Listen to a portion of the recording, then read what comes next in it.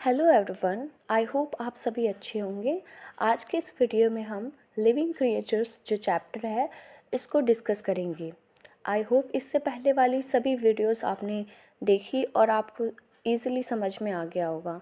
आइए आज के सेशन को स्टार्ट करते हैं। So first point, what sets the living apart from non living. Number 1, growth, वृद्धि. Living things grow over time. They become bigger or more complex as they age. A plant grows bigger over time or a baby grows into an adult. So basically जो पहला point है growth है ना, इसको समझते हैं। हमने read किया था ग्रोथ मतलब वृद्धि। अगर इसके एक्सप्लेनेशन को देखें तो जो लिविंग चीज़ें टाइम के साथ बड़ी हो जाती हैं, जैसे बेबी बड़ा हो जाता है या प्लांट का साइज़ बढ़ता है। एग्ज़ाम्पल, बेबी से अडल्ट बनना या फिर ये छोटा प्लांट क्या होता है, बड़ा, छोटे प्लांट्स का बड़ा होना, ये होता है ग्रोथ। सो आइए हम सेकंड पॉइंट रीड करते हैं, which is movement. So basically movement का समझते हैं। मूवमेंट मतलब गति। Living things can move, note even though plants don't move from one place to another, they still show movement. For example, they bend towards light, phototropism. So basically इसका क्या मतलब होता है, मूवमेंट मतलब गति। इसके एक्सप्लेनेशन को समझें तो लिविंग थिंग्स हिल सकते हैं, एनिमल्स चल सकते हैं, लेकिन प्लांट्स भी मूव करते हैं, जैसे लाइट की तरफ झुकना। एग्जाम्पल अगर हम देखें तो कौन सा प्लांट, डोरसेरा प्लांट। आइए पहले उसको डिस्कस करते हैं। एग्जाम्पल, इंसेक्टिवोरस आरोही लताएं like drosera, a type of plant move to trap insects for food. Climbers, plants like creepers और winds climb on structure to get sunlight. So basically अगर हम एग्जाम्पल्स को समझें तो एग्जाम्पल्स में हमें बताया गया है कि इंसेक्टिवोरस में जो प्लांट्स होते हैं, आरोही लताएं, वो जो उसमें प्लांट होता है डोरसेरा प्लांट, इंसेक्ट को पकड़ने के लिए हिलता है वो, है ना। और सेकंड हम समझ सकते हैं मनी प्लांट या वाइन, है ना, सपोर्ट पे चढ़ जाते हैं सनलाइट के लिए। आई होप ये आपको क्लियर है। So now student, nutrition. So इसको समझते हैं, न्यूट्रिशन क्या होता है। Living things need food to grow and survive. Plants makes their own food through a process called photosynthesis, while animals eats food to stay alive. So third point हम समझते हैं nutrition यानी कि पोषण। बेसिकली ये क्या होता है, अगर हम न्यूट्रिशन के एक्सप्लेनेशन को समझें तो लिविंग चीज़ें खाना लेती हैं ताकि ज़िंदा रह सके। प्लांट्स अपना खाना खुद बनाते हैं, किस प्रोसेस से, फोटोसिंथेसिस से। एनिमल्स अपना खाना खाते हैं। एग्जाम्पल, इंसान रोटी खाता है, प्लांट सनलाइट से खाना बनाता है ना। सो नाउ है रेस्पिरेशन, श्वसन. Living things breathe in oxygen and release carbon dioxide. Note, yes, plants also respire, breathe. Plant have tiny pores on their leaves called stomata, which help them take in gases like oxygen and release carbon dioxide. So जो fourth point है respiration यानी कि श्वसन, इसके explanation को समझें तो क्या होता है, ये सांस लेना, ऑक्सीजन लेना और कार्बन डाइऑक्साइड छोड़ना, सब लिविंग चीज़ें ये करती हैं, है ना। प्लांट्स भी करते हैं। अगर नोट को पढ़ें तो नोट, प्लांट के पत्तों में क्या होते हैं, छोटे होल्स होते हैं, स्टोमेटा कहते हैं उनको, जो हेल्प करते हैं गैस लेने देने में, है ना। सो आइए फिफ्थ पॉइंट रीड करते हैं, excretion. So living things get rid of waste products. Note, plants also excrete wastes like excess water and minerals. Example, plants like grasses and roses releases excess water and minerals through tiny droplets on their leaves. So basically जो excretion होता है ये क्या है ना, इसके explanation को समझें। जब बॉडी में एक्स्ट्रा या वेस्ट चीज़ें होती हैं, है ना, तो बॉडी उन्हें बाहर निकालती है। प्लांट्स भी ज़्यादा पानी या फिर मिनरल्स जो लीव्स होती हैं पत्तों के थ्रू बूंद बना के निकालते हैं, है ना, ड्रॉपलेट्स, है ना, बना के निकालते हैं। एग्जाम्पल, मॉर्निंग में पत्तों पे छोटी छोटी पानी की बूंदें होती है, आपने देखा होगा, है ना। आपने देखा होगा जो ग्रासेस होती हैं, रोज़ होता है, उनके ऊपर क्या होते हैं, छोटे छोटे मतलब ड्रॉपलेट्स होते हैं। आई होप ये आपको क्लियर हो गया। सो नाउ स्टूडेंट्स, स्टिमुलस, अगर हम इस पॉइंट्स को रीड करते हैं। स्टिमुलस, अगर डेफिनेशन पढ़े स्टिमुलस का तो क्या है, एनी ऑब्जेक्ट और event that causes a living being to respond. Example, touch me not, chhui mui plants, when touch this plants close their leaves. Amla, Indian gooseberry. A stimulus can also be the presence of food or touch that causes a reaction. So basically हमने ये read किया, इसका क्या meaning है इसको समझते हैं ना। पहला हमने पढ़ा था स्टिमुलस, है ना। अगर हम इसको, कोई भी चीज़ या घटना जो लिविंग बींग्स को रिएक्ट करने के लिए फोर्स करती है, वो होता है स्टिमुलस, है ना। एग्जाम्पल समझते हैं। टच मी नॉट यानी कि छुई मुई प्लांट्स, जैसे ही इन प्लांट्स को टच किया जाता है ये अपने पत्ते बंद कर लेते हैं, है ना। और आंवला, इंडियन गूसबेरी, जब हम इसे छूते हैं या खाते हैं तो हमारी बॉडी रिएक्ट करती है। आई होप ये आपको क्लियर है। Now second point which is reproduction, जनन, the process by which living organisms produce offsprings ensuring the continuity of life. Importance, it is essential for the survival of species over generation. So जो हमने second point read किया, reproduction यानी कि जनन, ये क्या होता है, ये वो प्रोसेस है जिसमें लिविंग ऑर्गेनिजम्स अपने ऑफस्प्रिंग्स यानी कि बच्चे बनाते हैं ताकि लाइफ चलती रहे। इम्पोर्टेंस, रिप्रोडक्शन इज़ नेसेसरी ताकि स्पीशीज सर्वाइव कर सकें और जिंदा रहें। आई होप ये आपको क्लियर हो गया। Now essential conditions for germination of seeds. So number 1, water यानी कि जल. The outer covering of the seed is called the seed coat. Water softens the seed coat, allowing the tiny embryo inside to develop into a plant. So basically हमने ये read किया, इसका मतलब है पहला पॉइंट वाटर यानी कि जल, सीड का आउटर कवरिंग को सीड कोट कहते हैं। प्लांट सीड कोट को सॉफ्ट करता है और अंदर का छोटा एम्ब्रियो, है ना, बेबी प्लांट जो है वो ग्रो करने लगता है।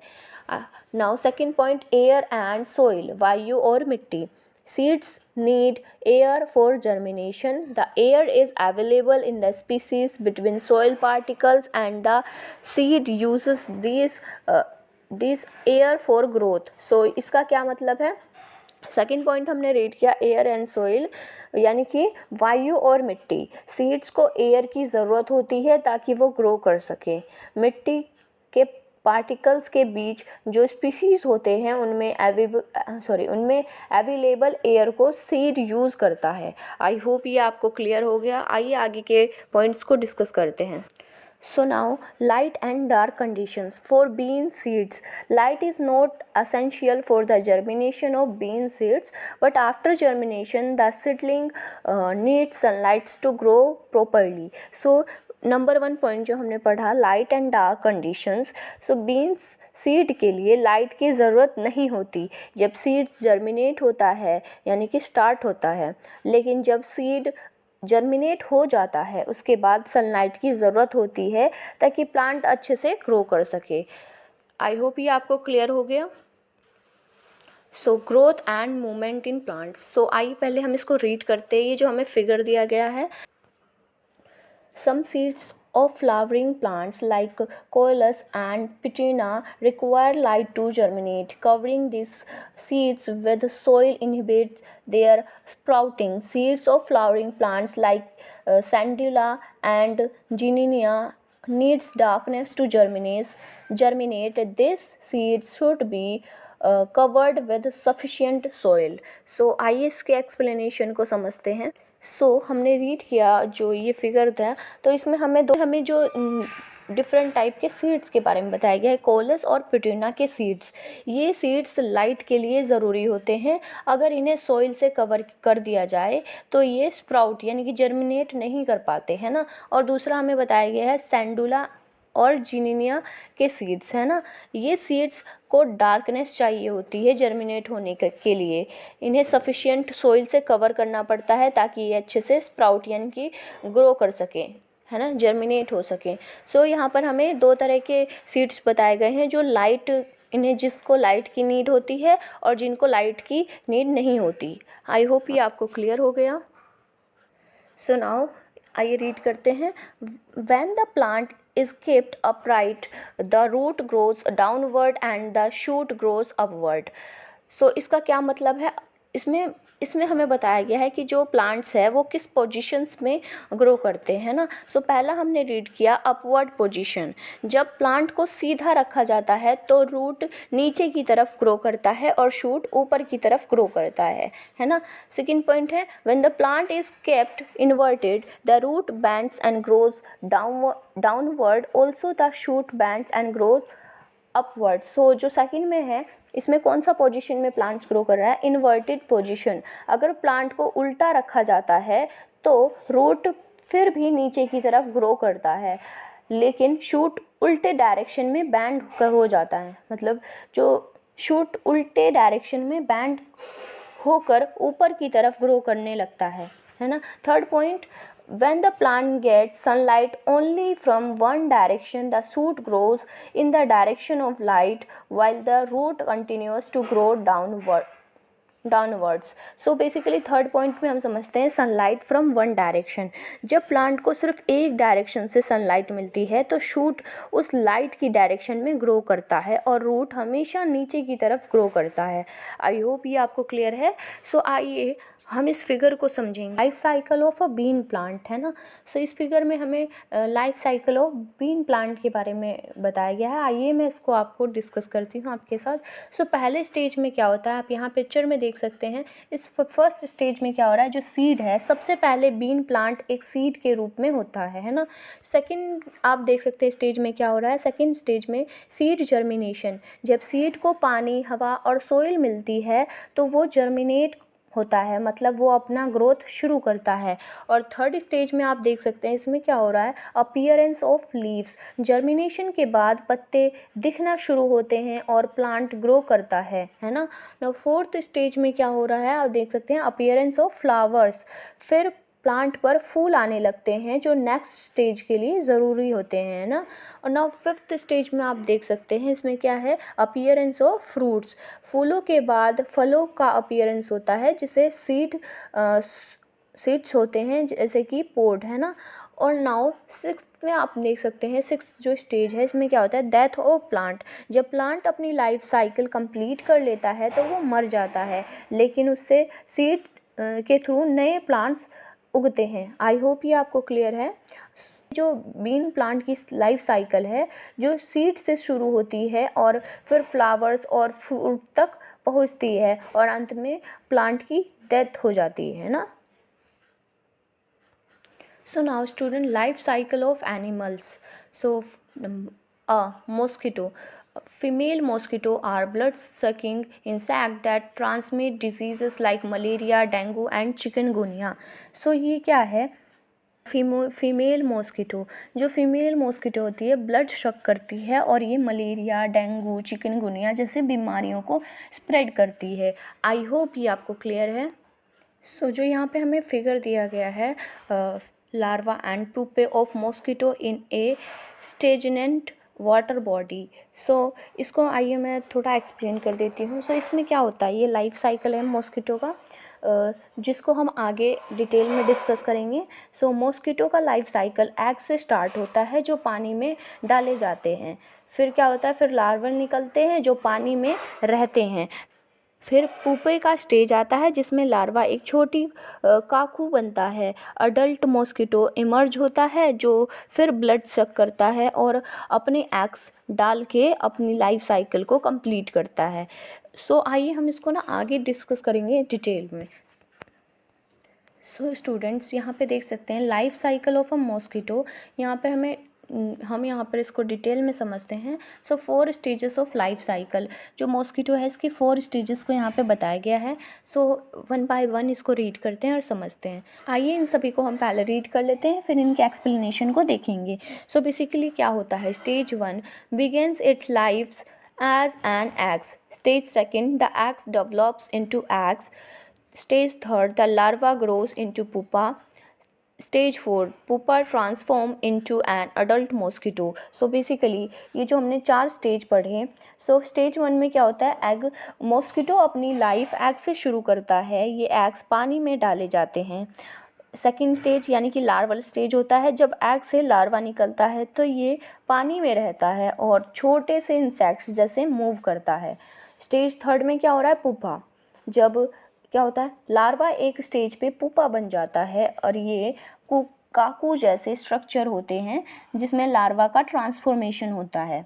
स्टेज 4 में क्या हो रहा है, अडल्ट मॉस्किटो। जब पुपा कंप्लीट हो जाता है तो वो एक अडल्ट मॉस्किटो में बदल जाता है जो ब्लड शक करने के लिए रेडी होता है।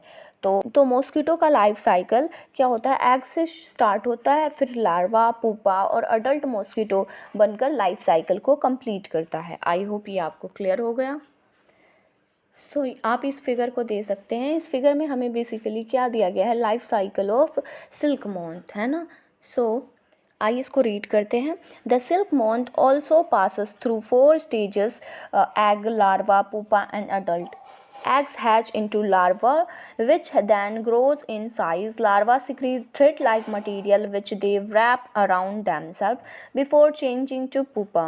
These are the fibers that are used to make silk fabric. In India, the Khadi and Village Industries Commission (KVIC) has set up several centers for silk production. So basically हमने ये figure को read किया, आइए इसको समझते हैं।